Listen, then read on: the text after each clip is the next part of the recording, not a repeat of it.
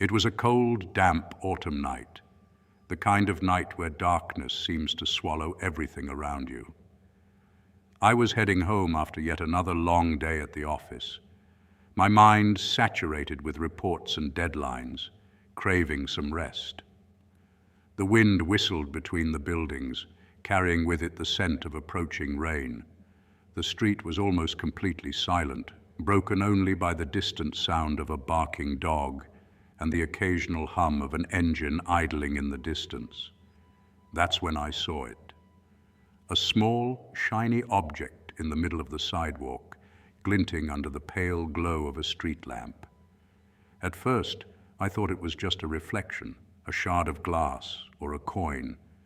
But as I got closer, I realized it was a phone. It looked to be in perfect condition, an expensive, recent model, the kind people would go into debt to have. I picked the phone up, turning it between my fingers. It was surprisingly light and warm, as if it had just been used.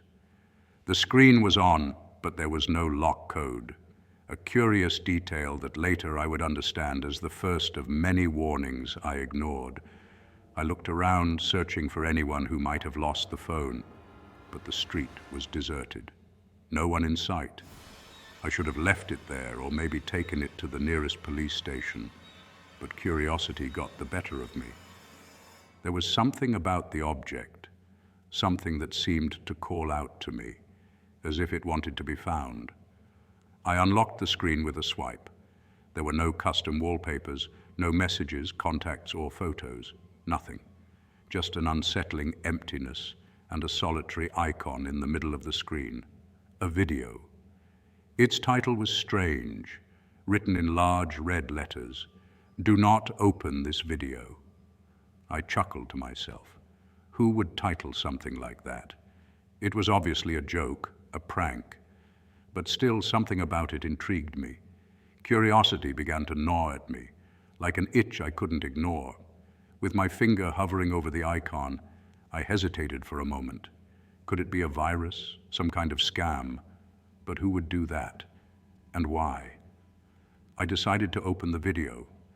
The screen went black for a moment, and the silence around me seemed to intensify.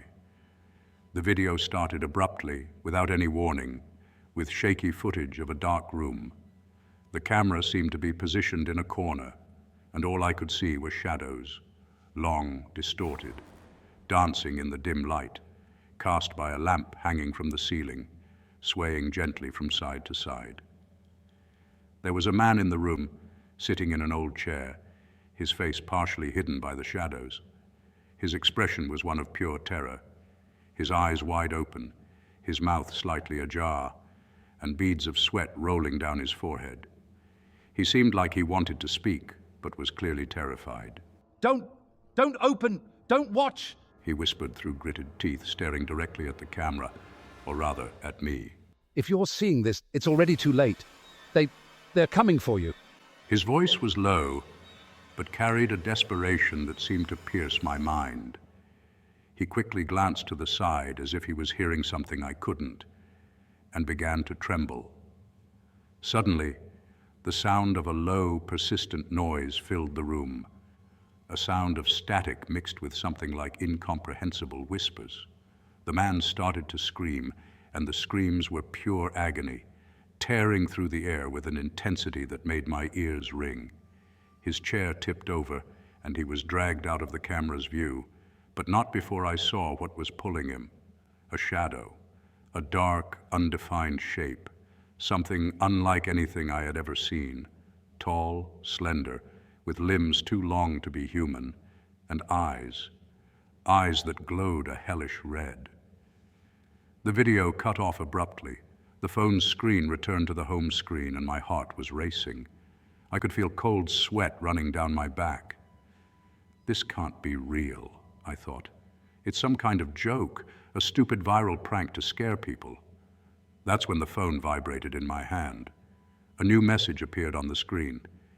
You shouldn't have watched that. My stomach twisted, and an irrational fear began to grip me. I looked around again, expecting to see some prankster or someone laughing at me. but the street was as empty as before. The silence now felt oppressive, heavy. The night seemed even darker, the shadows longer. It's just a prank, I thought again, trying to convince myself. Someone's probably watching my reaction. There must be hidden cameras. This is a prank show. It has to be. But the phone vibrated again. This time, a photo appeared. It was an image of my own building. From outside, on the sidewalk, exactly where I had been standing just minutes ago, before finding the phone. A chill ran down my spine. How is this possible? I could no longer ignore what was happening. I was caught up in something I couldn't understand, something that made me feel small, vulnerable, like prey. The next message appeared on the screen. They're coming. With my heart pounding uncontrollably, I started running toward my house.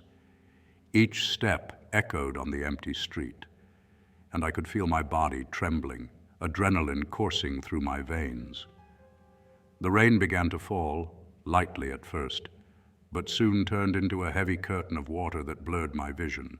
The drops fell like tiny knives of ice cutting into my face. Finally, I reached my building's door. My hands were shaking so badly, it took me 3 tries to fit the key into the lock. When I finally managed to turn the key and open the door, I rushed inside and slammed it shut. I leaned against it, trying to steady my breathing. Everything was silent in here, but the fear didn't go away. I looked at the phone. The screen was dark again, but I could feel its weight, almost as if it were burning in my hand. I sat on the couch, still trying to comprehend what was happening. I gripped the phone tighter, and before I could decide what to do, the screen lit up once more. The video was there, ready to be played again. Terror began to creep back into my chest. I knew I shouldn't watch it again, but something inside me compelled me to. Just one more time, I thought. Maybe there's something I missed the first time. This time, the video started differently. There was no dark room, no terrified man. Instead, the camera showed a road in daylight. I recognized the place immediately. It was the same street I had been on, that same deserted street where I had found the phone. The camera began to move slowly, capturing every detail, the trees, the parked cars, until it finally stopped at a specific point. My eyes widened as I realized it was the exact spot where I had found the phone. I was watching myself. I was there, standing, looking down, picking up the phone. My heart nearly stopped. How is this possible? I kept watching, unable to look away. The footage was strangely shaky, as if someone was recording in a rush or out of nervousness. I saw my own reflection on the screen, looking lost, confused. But then I noticed something that chilled me to the bone. In the corner of the video, for just a second, something moved. A shadow, a tall, distorted figure watching me from afar. Red eyes gleamed through the darkness. Panic consumed me. Each beat of my heart felt like a furious drum in my chest.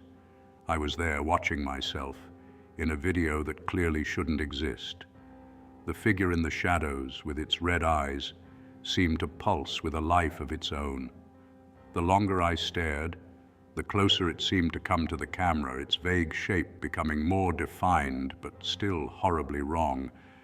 I abruptly shut off the video, closing the app and tossing the phone onto the table as if it were a living thing. The sound echoed through my apartment, and I felt a sudden chill. My thoughts were a jumbled mess. How could any of this be real? Who was doing this to me? But the phone screen lit up again on its own. "You shouldn't have watched it," the message read, the text now flashing intermittently. My hands trembled as I picked it up again. My finger hovered over the power button, ready to shut it off and end this, but something stopped me. Maybe it was the fear that the message was true, that turning off the phone wouldn't end the nightmare. That's when I noticed movement in the reflection on the screen, a shadow behind me. I spun around quickly, but there was nothing there.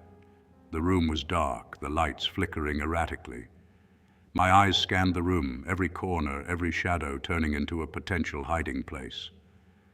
Slowly, I got up, still holding the phone, and approached the window. I looked outside. The street was empty, exactly as I had left it. The rain trickled down the glass, creating an illusion of movement, distorting the view. But something felt different. The shadows seemed longer, denser, and then at the corner, I saw a flicker. 2 red points, glowing like fire. I backed away quickly, hitting the wall with my back. The lights in the room flickered again, more intensely now, as if they were about to explode. The phone chimed again, a notification. Trembling, I glanced at the screen. It was a new message. You saw them. Now, they're watching you. The light flickered one last time and went out completely. I stood in total darkness for a few seconds, hearing only my rapid breathing and the muffled sound of rain outside. Then, I heard the sound of footsteps, soft footsteps, as if someone were walking slowly across my living room. I knew I wasn't alone. In the darkness, my senses were on high alert. My hearing seemed amplified, picking up every little noise. I could hear the sound of my heart pounding, the blood pulsing in my temples. The footsteps continued, slow and deliberate. Whoever or whatever it was getting closer, one step at a time, without any hurry. I tried to control the rising panic inside me. I was trapped in my own apartment, surrounded by shadows that seemed to have come to life. And worst of all, I couldn't see what was approaching. The phone was still in my hand, and the dim light from its screen was the only thing I could use to see. I raised it slowly, trying to illuminate the space around me. The flickering light revealed only familiar furniture, a table, chairs, the sofa, nothing more. And then the footsteps stopped. I remained silent, waiting, trying to listen for anything. My entire body was tense, every muscle ready to react. I could feel cold sweat dripping down my face. And then, suddenly, the sound of a low laugh, almost a whisper, came from somewhere to my right. I quickly turned, pointing the light of the phone in that direction. But there was nothing, just the emptiness of my living room. The laughter stopped, replaced by an even more unsettling silence. My eyes tried to adjust to the darkness, searching for any movement, anything out of place. Then I heard a voice, a soft, feminine voice, almost a whisper. You shouldn't have watched. The voice came from all directions, reverberating in my mind. It was as if it was inside my head, not in the room around me. A chill ran down my spine. My mind was racing, trying to find some logic, some explanation for what was happening. Was I starting to lose my sanity? I took a deep breath, trying to stay calm. I needed to think. I needed to get out of there. My eyes continued to scan the room, searching for something, anything that could help me understand. That's when I noticed the phone had stopped vibrating. It was completely still in my hand. I looked at the screen again. A new message appeared. Don't look behind you. My heart nearly stopped. It was a natural instinct to turn, to want to see what was behind me, but the message was clear. I hesitated, unable to decide what to do.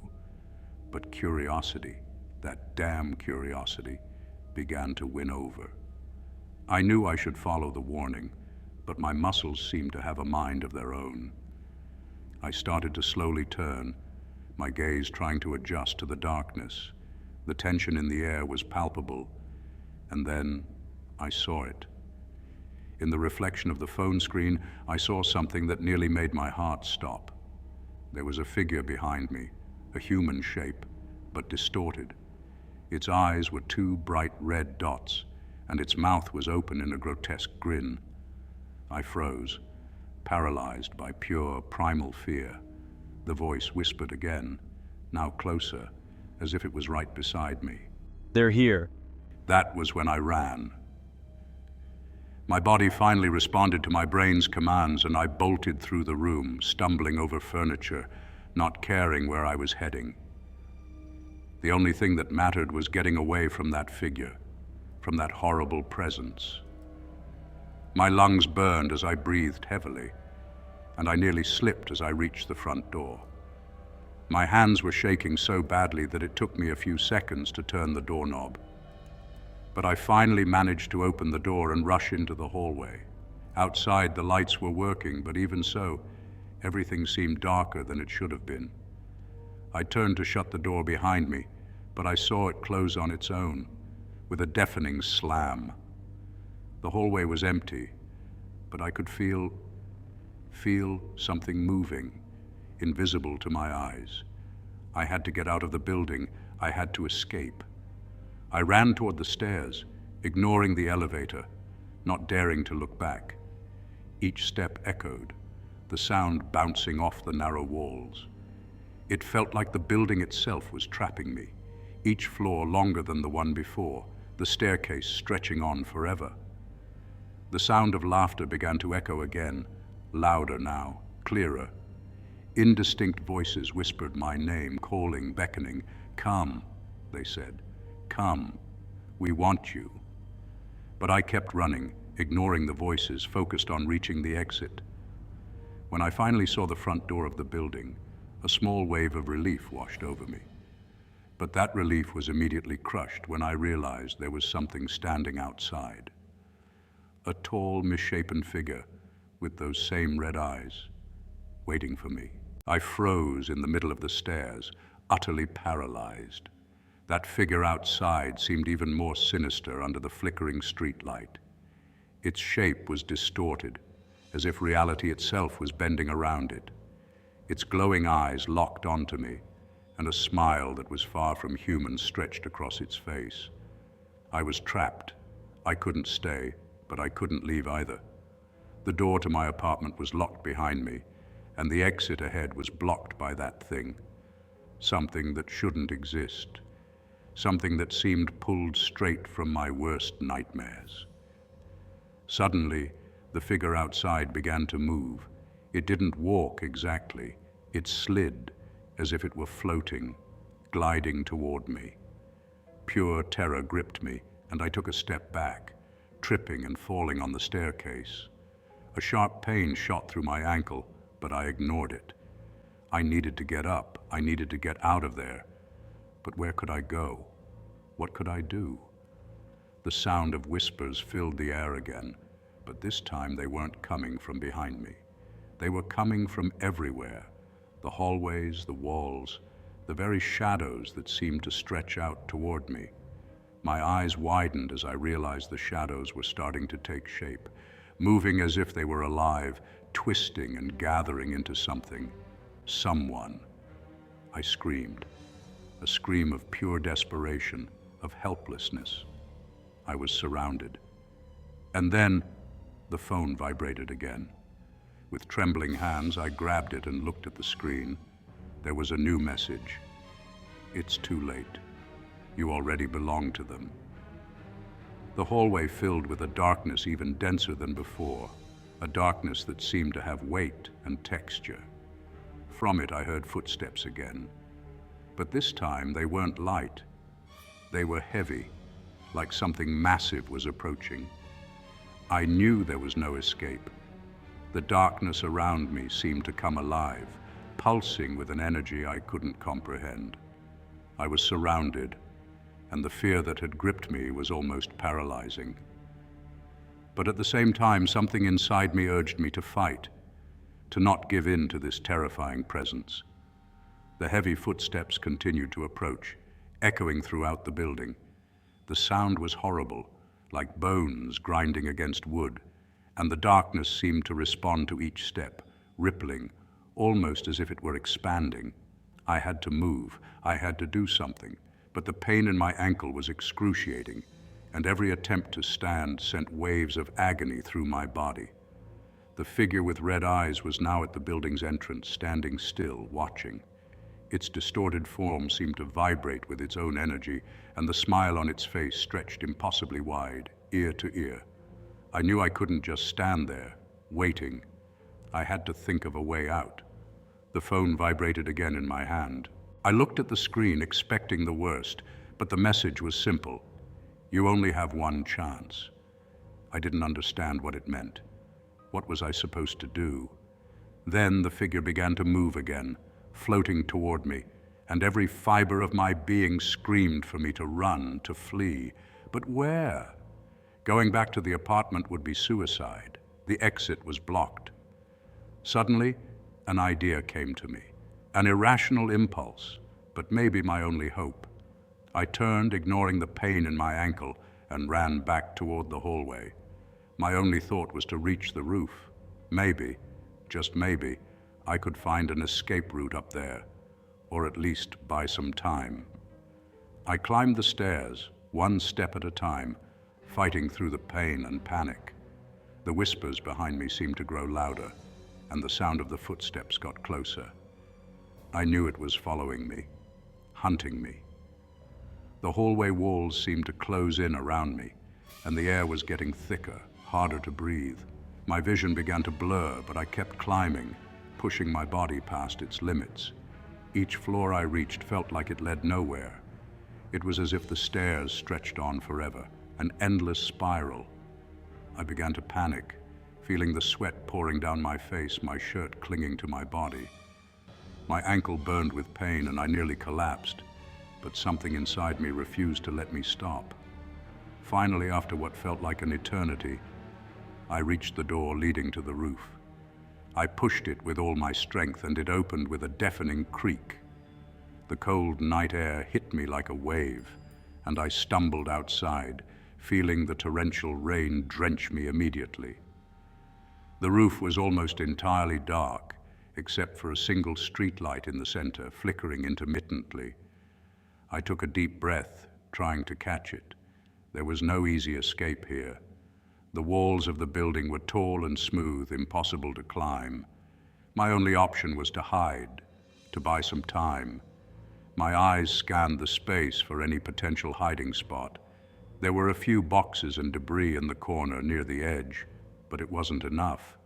The figure would find me there. Then a desperate thought crossed my mind. Maybe if I could distract it somehow, I'd have enough time to think of a way out. I gripped the phone tighter. The screen was dark, but holding it gave me some semblance of comfort. I needed to figure out what the message meant. It said I only had one chance. One chance for what? Then, an insane, impossible idea came to me. What if the video was the key? Maybe there was something in it that I had missed. Maybe, just maybe, it held the answer. The figure appeared at the doorway to the roof, its red eyes glowing intensely in the dark. I knew I didn't have much time. I opened the video again. The video started the same as before, with the shaky footage of the dark room and the terrified man. But this time there was more noise, heavy static that almost drowned out the whispers. My eyes were glued to the screen, trying to catch any detail, any clue. The man in the video started speaking again, his words rushed and broken by fear. They come for all of us. There's no escape, but there's a way. My heart raced. A way? What was he trying to say? The figure in the video looked directly into the camera, as if he were looking at me through the screen. If you're seeing this, they've already marked you. They see you, but you can send them back to the beginning, to the point of origin. I was trembling, hope mingled with terror. Send them back? How? You have to show someone else has to see. The man's voice was becoming distorted, his face twisting in agony. But it can't be just anyone. It has to be someone who knows what they're doing, someone like you. Suddenly, the figure behind me started moving quickly. I could feel its presence, the air around me growing colder. It was almost on top of me. I looked at the screen again, trying to grasp what the man was saying. I needed to find someone to pass the video to. But how? Then it hit me. The phone, it had been left for me. I hadn't just stumbled upon it by chance. Someone had left it there, knowing I would pick it up. I was the next piece in the cycle.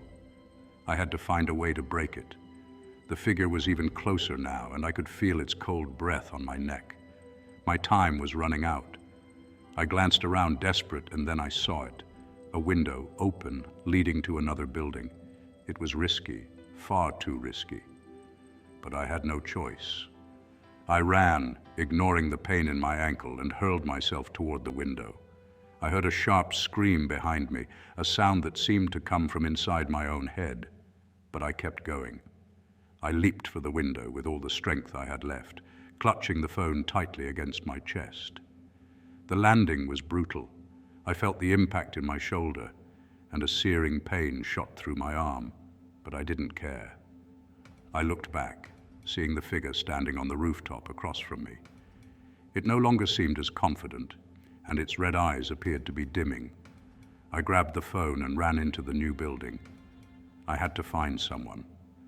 I had to show the video to someone who could understand, someone who could break the cycle.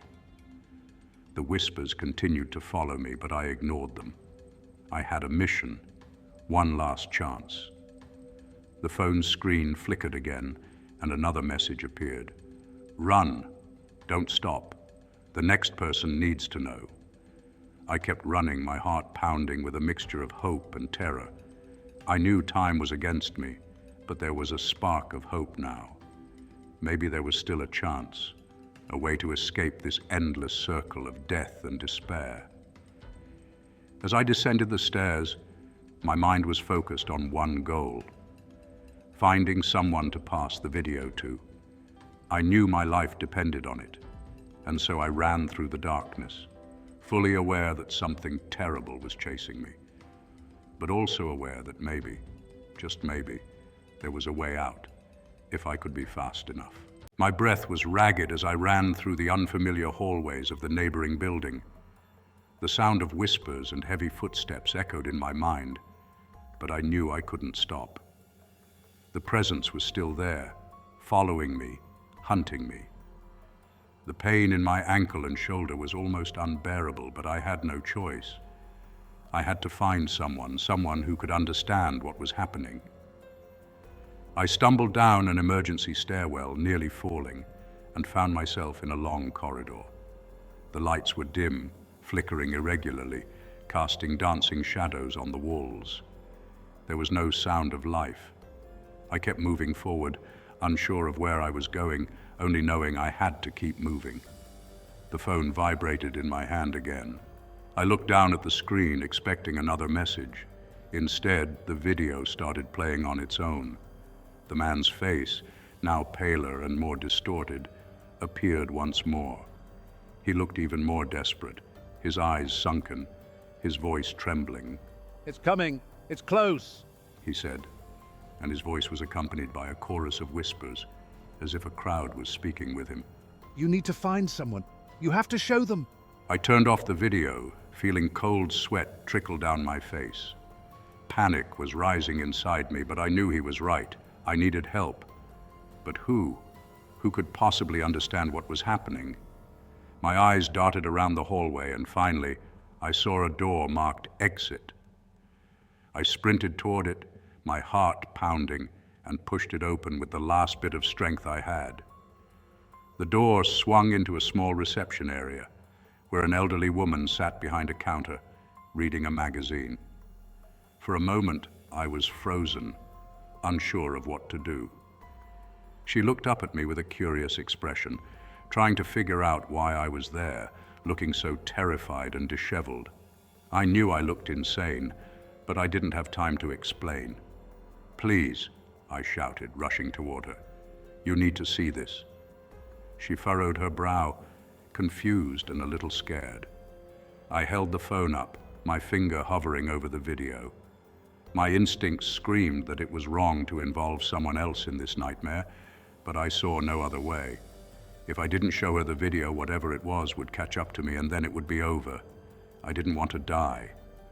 Please, just watch it, I begged, nearly desperate, as the dark figure loomed closer, unseen but felt, like a pressure in the air around me. She hesitated, her eyes filled with uncertainty. Maybe she saw the fear in my face. Maybe she sensed the urgency in my voice. Slowly, she took the phone from my trembling hands, still looking at me with caution. "It's just a video. Just a video, please," I whispered, my voice almost a plea. She looked at the screen and I pressed play. The dark room appeared once again, the man whispering his words of warning, the terror evident on his face. I watched every detail, waiting for some kind of reaction, anything. Suddenly the woman screamed. Her scream was sharp, piercing, filled with primal fear that nearly made me collapse. The phone fell from her hands, hitting the floor with a loud thud, but the video kept playing.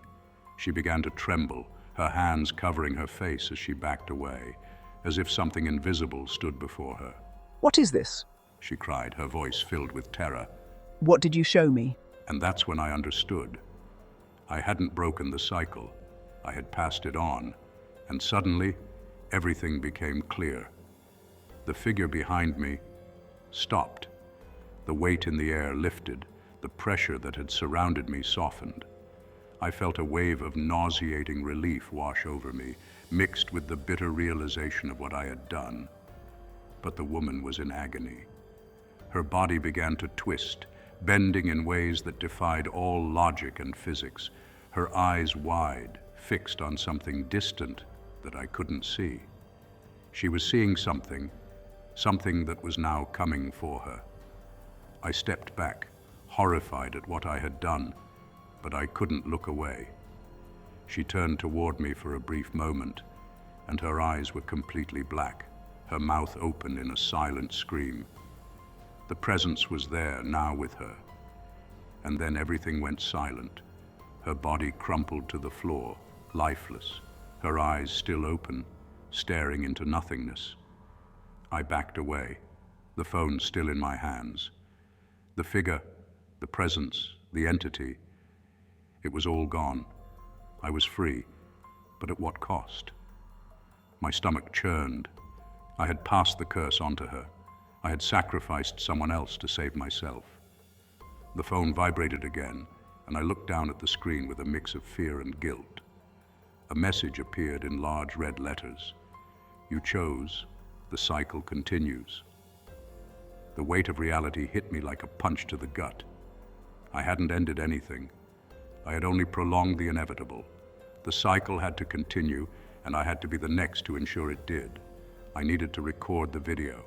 I needed to find a new place, leave it for someone else. Another curious victim, someone who would feel compelled to watch, just as I had. With trembling hands, I opened the camera app on the phone. I activated the video recording and pointed it at myself. My face appeared on the screen, pale and exhausted, my eyes wide with fear. I began to speak, my voice low and shaky. "If you're seeing this, it's already too late. You shouldn't have opened this video. Now they're coming for you." My words echoed back to me, reverberating in the empty room. I kept recording, saying what I thought needed to be said, as I felt the distant presence still lingering, waiting. When I finished, I saved the video and gave it a title: "Do not open this video," just like the one I had found. It was horrible, cruel, but I had no choice. I had to survive. I had to pass it on. I took the phone and quickly left the building. I went to a crowded part of the city, a park where people were walking. I found an isolated bench near a footpath. I placed the phone there carefully, making sure it was visible, glinting under the faint light of the street lamps. I stared at the phone for a moment, fighting the urge to take it back, to destroy it all. But I knew I couldn't. The cycle had to continue. It always would. I walked away slowly, guilt and fear consuming me. But I also felt a strange sense of relief, knowing I was free. At least for now. As I blended into the crowd, A new message appeared on the phone's screen. Thank you for playing. And there, in the cold darkness, I realized I had always been in the game. A game that would never end.